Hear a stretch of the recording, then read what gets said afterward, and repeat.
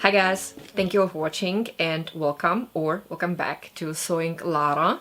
Today we're gonna create together this gorgeous tote bag. The sewing pattern is available on both my homepage and in my Etsy shop. And the sewing pattern comes with two different sizes. So this is the extra wide size because I have a notebook that has on the side of the regular keyboard also extra numeric keys in addition to the regular numeric keys that are on the top of the keyboard. And the normal size is for just regular notebooks like MacBook Air or any standard size notebook. And I added a few fun details. You don't have to do that. You can make the bag quite simple and elegant, like I made for my friend Christina. I made it of velvet for her, but I wanted to upcycle some old jeans that I had at home, so I designed this one. So first I'm gonna show you the pattern pieces, and then we are going to create this bag step by step. I'm so excited about it, so let's jump right into it. The sewing pattern comes with 3 different sizes of the bag, and today we are using the size large, which is perfect for my laptop. And the way the sewing pattern works is you print it out, use the settings, actual size, and then you'll have multiple pages and you have to put them together. And it's really easy to do that because you have here all the different numbers and they tell you where which piece goes to. So we have here marking grid and then brackets, and in the brackets there are 2 numbers. And the first number is the row and the second number is the number of the piece in the row. So I have here 1 1, 1 2, 1 3 and 1 4, so I can put this together easily. The pieces overlap. I have a detailed tutorial for digital sewing patterns, so I'm not gonna go further into this. I simply link the video down below and you can watch it if you need to. It's the same principle, even though I demonstrated it on a different sewing pattern. When you're gonna put together your sewing pattern, you should end up having 11 sewing pattern pieces. So let's have a look at them. So first you're gonna have this piece, that's the main pattern piece for the front and back part, and you'll use it also for the lining. Next, you're gonna have a pattern piece for the front pocket, 2 pattern pieces for the zipper pocket that goes on the back of the bag. Then you'll have a pattern half for the handles and the shoulder strap. Furthermore, you will have these 2 pattern pieces. They are for the inside pockets for the front part. And then you'll have this large rectangle that's for the notebook pocket on the back part. And the last 3 pieces are for the denim feathers.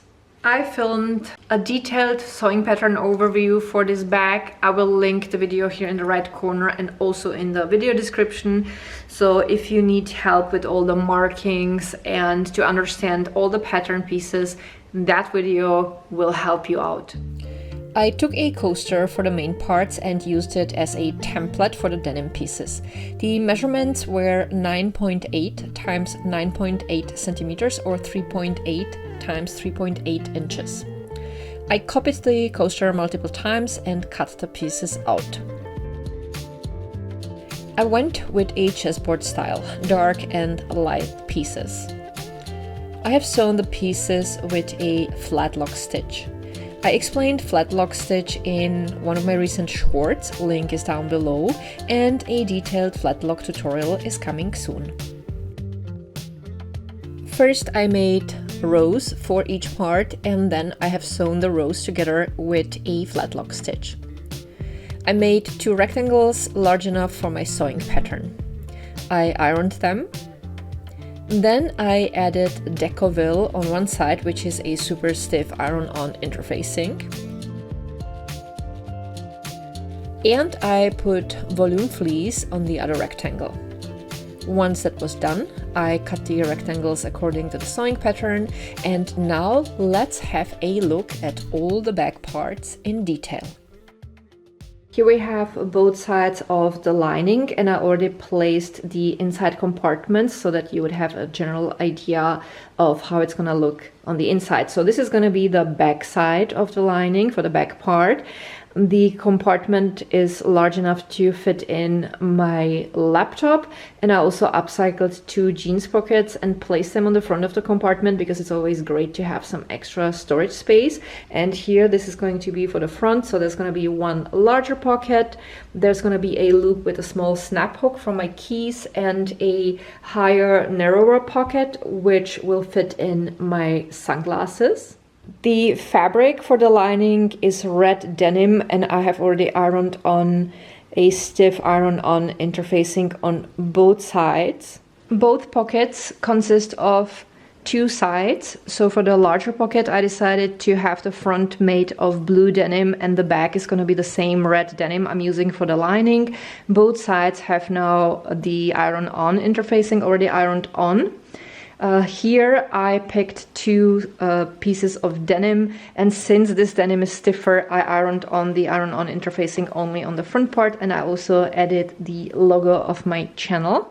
For the notebook compartment, I went with volume fleece because it's thicker and it offers extra protection for the notebook, and the lining of the pocket is going to be made also of the red denim, and that has the same stiff iron-on interfacing ironed on like the lining itself. Here we have the back side of the bag, so it will have this zipper pocket.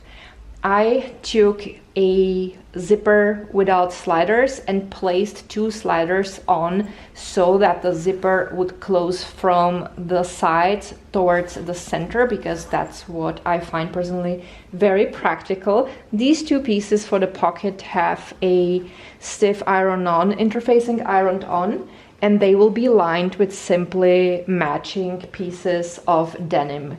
Since the denim is stiff, I will not use iron-on interfacing on these pieces.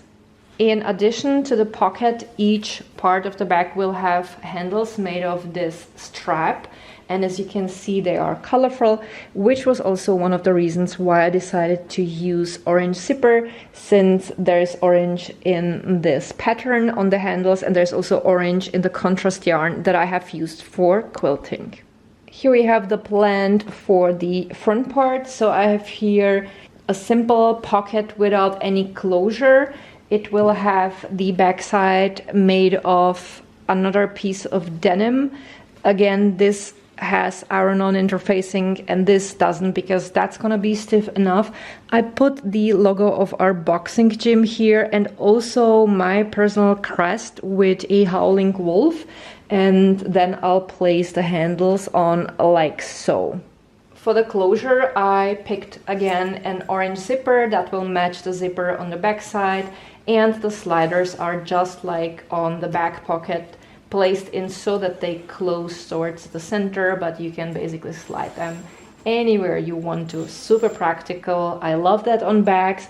And for the end, I didn't do anything special. I simply folded a piece of denim over each end.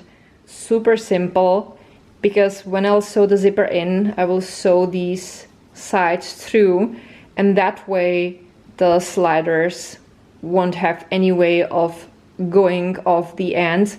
You don't necessarily have to sew through this part if the sides will be sewn in just the way I'm gonna do it. In addition to the handles, I will use the same straps then for the shoulder strap. I should also mention the type of iron-on interfacing I have used for the front part. So this one has the most stiff iron-on interfacing I've ever seen.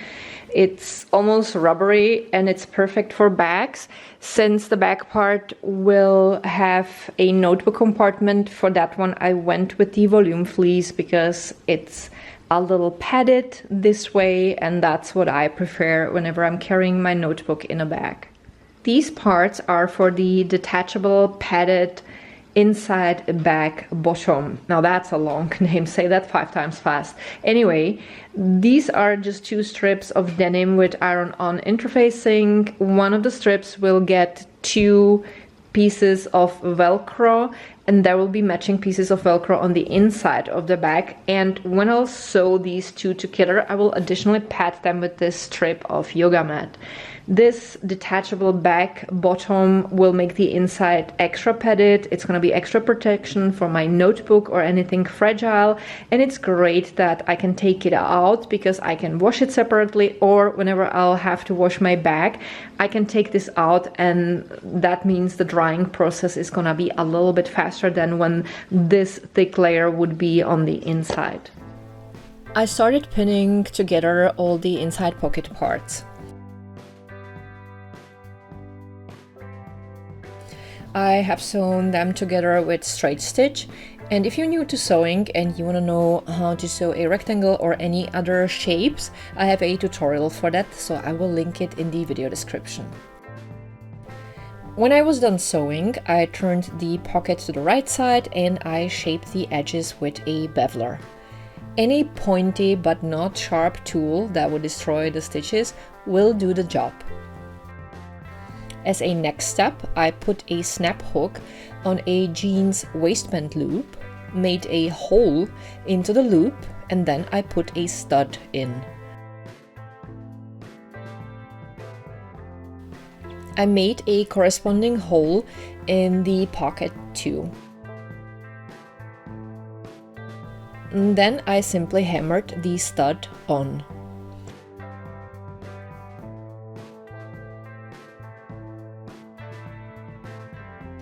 I pinned the sides, and I have sewn together the sunglasses pocket the same way. I have sewn the pockets on the front lining, and I left space between them and added 2 elastic bands between the pockets for either a selfie stick or a foldable umbrella.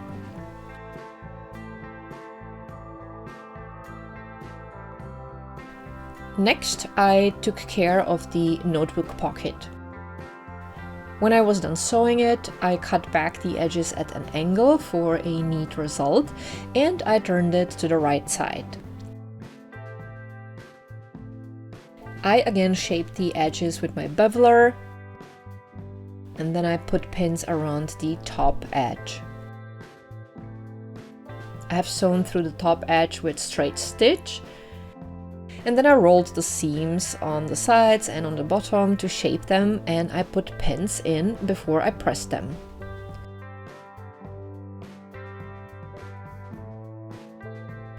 I made marks in the lining for the center so I could align the pocket. I made a few lines that helped me with positioning.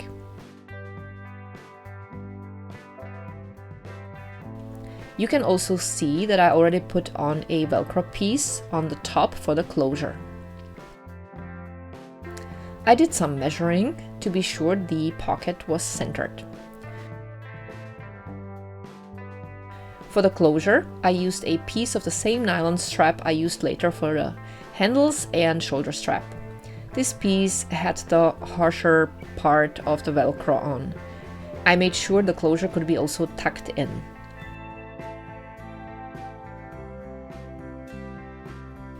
Once I was happy with the positioning, I have sewn the pocket on with a straight stitch and also the closure. Here is the finished part. Next, I started working on the front pocket. I pinned around all edges and I have sewn through with a straight stitch. Optionally, you can sew only the top and the bottom edge, since the sides will be covered with the nylon band anyway, and that way it won't be too bulky on the sides. But if you choose to close the whole pocket like I did, turn it to the right side and shape the edges as always. I did that, so I pinned the edges after I rolled the seams flat and I put pins in.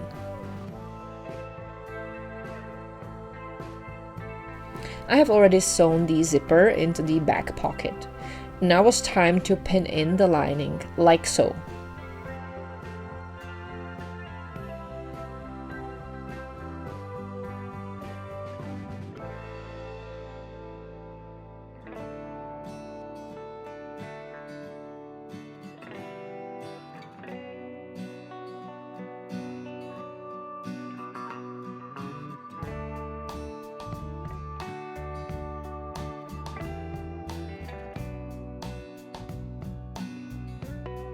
when the lining was sewn in, which I did with straight stitch, I folded the top edge. I made sure the right side would overlap the lining ever so slightly to have a nicer result. And then I folded the right side over the top section and the lining on the other way so that the wrong sides were facing up on both sides. I pinned the bottom edge together and I have sewn it in with straight stitch. And then I turned the piece to the right side and I pinned the bottom edge. Here we have both pockets.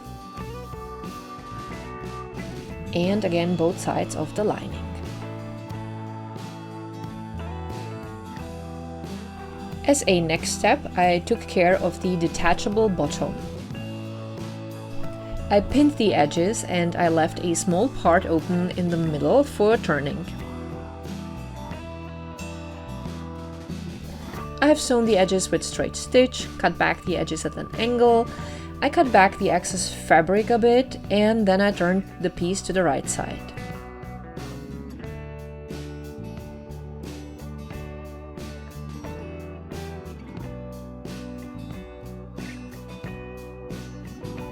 As always, I shaped the edges and then I adjusted the yoga mat piece so it would fit inside. I pinned the opening together. As for the Velcro pieces, I like singeing the edges with a lighter to prevent fraying. I like placing the corresponding pieces for the inside of the bag on the Velcro that has been sewn on the detachable bottom for the time being, so I won't lose them. You can sew the opening on your sewing machine, simply close it with a straight stitch, or you can hand stitch it like I did. That's your choice, no rights or wrongs.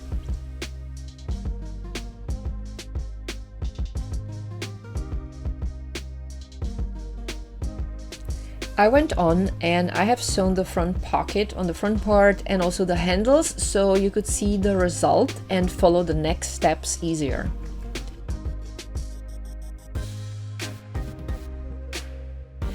The procedure is gonna be pretty much the same. So I positioned the back pocket in place and I pinned it on. Then I needed to place the handles just like on the front part. I used the front part as reference for the distance of the handles. I pinned the handles on and then I did some further measuring and adjusting whenever necessary till I was happy with the result. I find it always best to compare both the front and back parts to get the ideal mirror image. I folded the loose part of the handle in half and pinned it.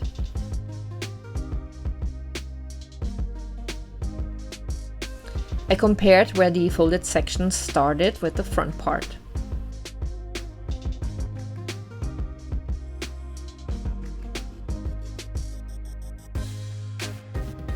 I have sewn the handles and the pockets on with a straight stitch, and then I have sewn with straight stitch through the folded part of the handles. Next, I started pinning the zipper on the top edge. I pinned and sewn it to both the front and back parts using straight stitch and zipper foot.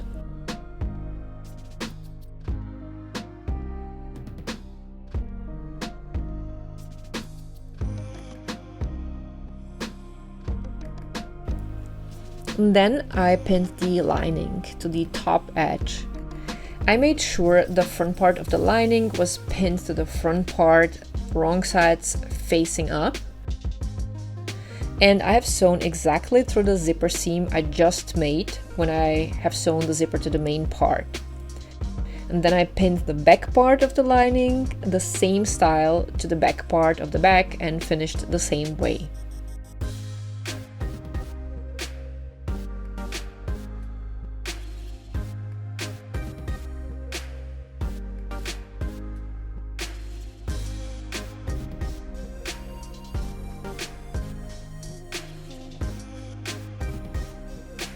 and then it looked like this.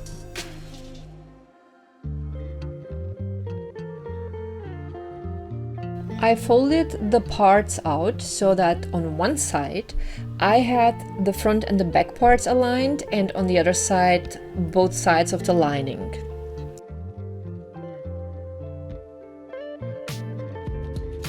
I made sure the zipper was open, and then I pinned and clipped the sides and the bottoms.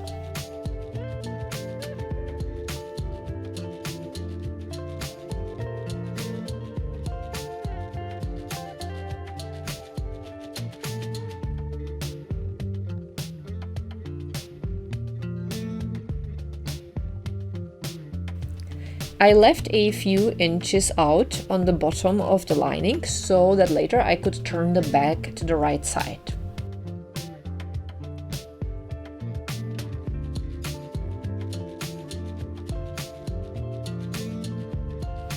Curious what it looked like when everything was pinned in place.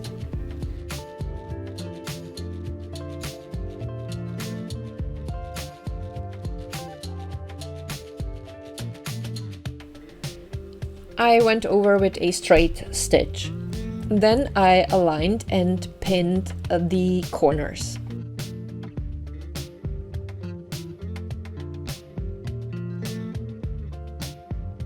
I have sewn through one corner with straight stitch. Then I measured the length of the line that the stitch created, and I made sure I had the same length on the other side before I went on with that side.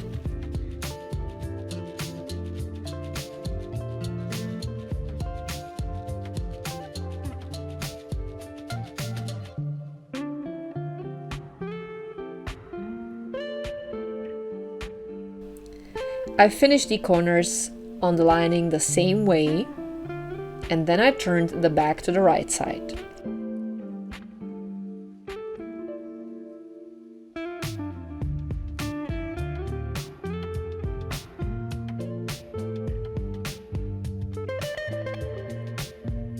Of course, I did some shaping of the edges, again with my beveler.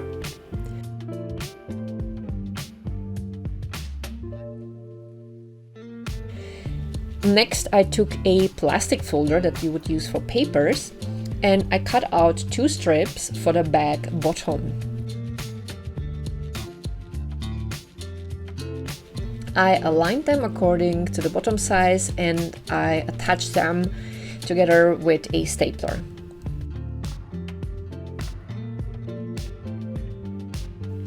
I made marks for the back feet on the bottom, exactly where the nylon straps were.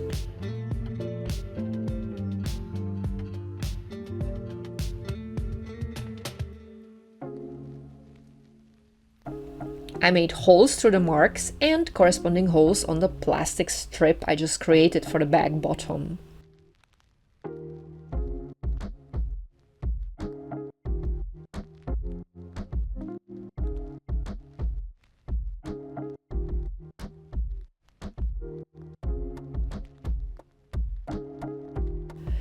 I put back feet in through the back bottom, and I shimmied them through the plastic strip before I closed them.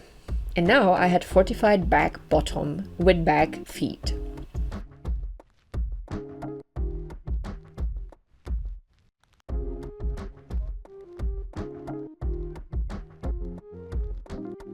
Then I shaped the edges on the top, and I folded the zipper edges a little bit inside, about an inch or so.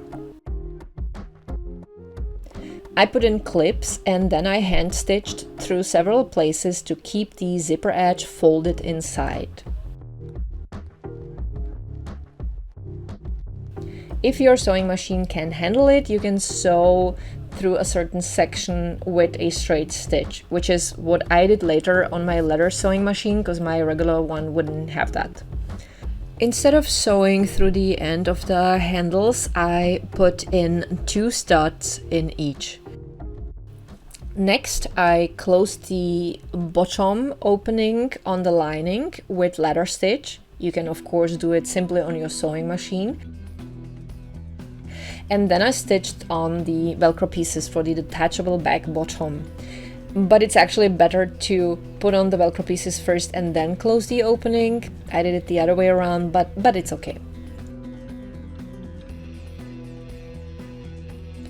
When I was done, I put the lining back inside the bag like so. Here is what the bag looked like so far, but we're not done. Let's work on the shoulder strap. So I first cinched the end of the nylon band, and then I pulled one side through a snap hook ring. I cut a smaller piece of the same nylon band and I cinched the edges again. I folded the piece over the band to decide where to punch in holes for studs.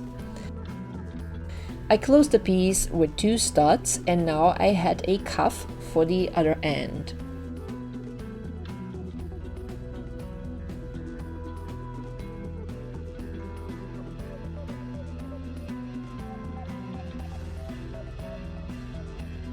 I put 2 studs on the band where the snap hook was too. I pulled the other end through a slider, and then I added the cuff. I went through a snap hook and back through the cuff. I pulled the loose end of the nylon band through the center of the slider like so, and then I shimmied it back.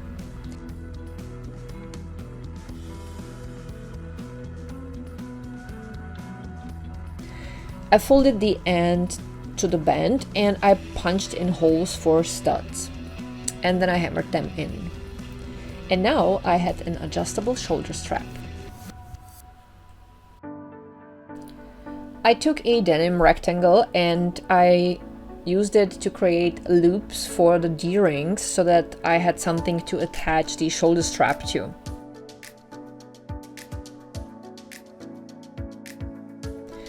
I simply made it into a long rectangular piece that looked like this. I cut it in half and pulled it through each D-ring, and I folded the ends on the back side and put first clips in and then pins. I stitched the ends on the wrong side together so that the loops would keep the shape, and that made it easier to punch in holes for 4 studs on each piece. Of course, I punched corresponding holes into the back sides. It was a little tough, but it worked, and here's what it looked like when I put the loops with the D-rings on the back sides.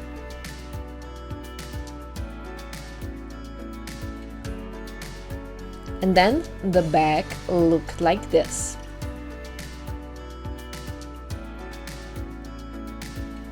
Here you have an alternative to loops with D-rings. You could use these screw-on D-rings instead. Make a hole on each side of the bag where you want them to be, screw them on, and then you have something to attach the shoulder strap to.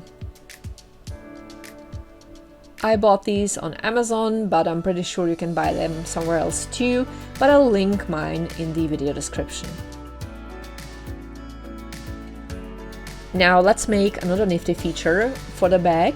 I took a piece of thin shoe sole material and cut out a rectangle that was a little bit wider than the nylon band. First I rounded the edges, and then I made 2 rectangular holes on each side.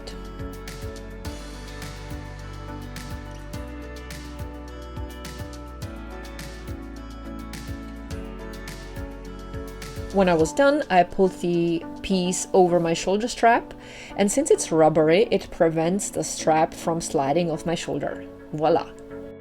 I grabbed a cord, colorful beads, and small pieces of denim in shape of feathers to spice my bag up. And here is the finished bag. If you want to know how to make denim feathers, I have a tutorial for that. Link is here in the right corner and also in the video description. And now let's have a look at the bag.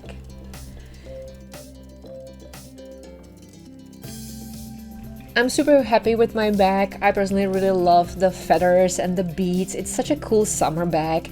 And one thing I love so much about this bag is that it has so many dedicated spaces for certain items, like a pocket for my laptop, and there are these front pockets on the laptop pocket where I can put in my mouse and my phone cable.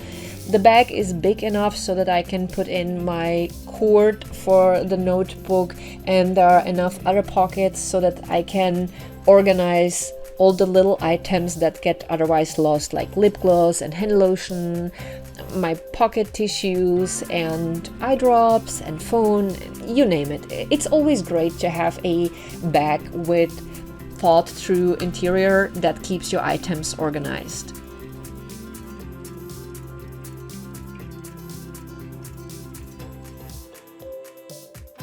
The sewing pattern is available in my Etsy shop and also on my homepage. Links are down below. If you get this or any other sewing pattern, thank you all so much, because that supports my channel and it makes it possible for me to create more videos like this and more other tutorials.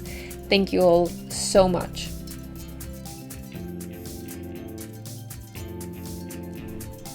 Another example of how a tote bag that you can make with my sewing pattern can look like is this velvet tote bag. It has a bit fewer details, no feathers, no beads, and that was the size standard. So we are done.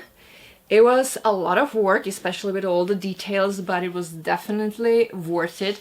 And I have to say, behind me, I have my hand crank leather sewing machine. That was the first time that I was able to finally use it on a project. And I used it to sew through the edge here, because when I stitched the few places, I felt like it wasn't enough. I felt like it definitely needed a regular seam on the top, and I went only from here till here, that's enough, and it feels a little bit more sturdy. I had no issues sewing through the edge on my sewing machine with the velvet, but denim is a little bit different.